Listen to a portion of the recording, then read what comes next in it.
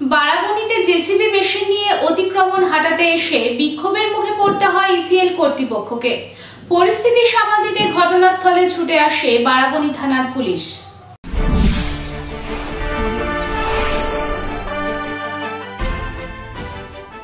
বৃহস্পতিবার বারাবণীর চরমপুর খোলামুখ খনি এলাকায় ইসিএল এর জায়গায় অবৈধভাবে নির্মিত হওয়া ঘরগুলি ভাঙতে এসে স্থানীয়দের রোষের মুখে পড়ে ইসিএল এর আধিকারিকেরা। স্থানীয় বাসিন্দাদের অভিযোগ, কোনো মতেই ঘর ভাঙতে দেওয়া যাবে না।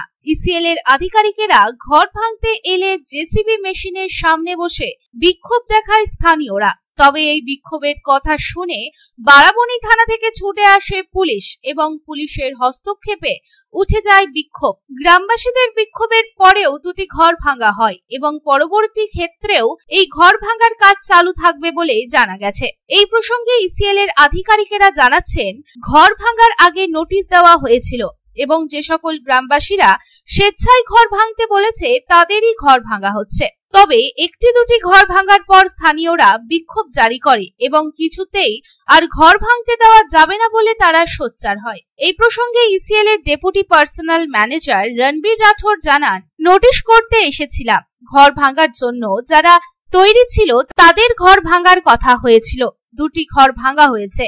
তারপরে গ্রামবাসীরা ঝামেলা শুরু করে। তবে যারা স্বেচ্ছায় রাজি তাদের ঘরগুলি ভাঙা হবে। এই কাজটি চালু থাকবে।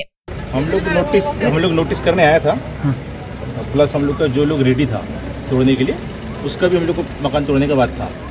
तो नोटिस हम लोग लगभग 25-30 तो सर्व किया है और दो लोग राजी था अपना मकान तोड़वाने के लिए। एक मकान तोड़ दिया।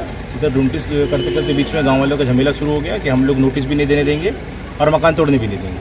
हम लोग बोला भाई जो स्वेच्छा से राजी है अपना मकान तोड़वाने के लिए उसको मकान हम लोग तोड़ेंगे। तो ये लोग एकदम रेडी नहीं हो रहा था, ज़मीन दिखाएगा। फिर हम लोग सर्वे ऑफिसर जो है संजय जी जाके ज़मीन दिखा के आया। थाना पुलिस भी था। तब यही कहना था बड़ा बाबू का भी कि जो लोग स्वेच्छा से अपना तोड़वा रहा है उसको तोड़वाने दीजिए। बहुत जद्दोजहद के बाद में लोग राजी हुआ तो हम लोग 2 मकान आज तोड़े हैं।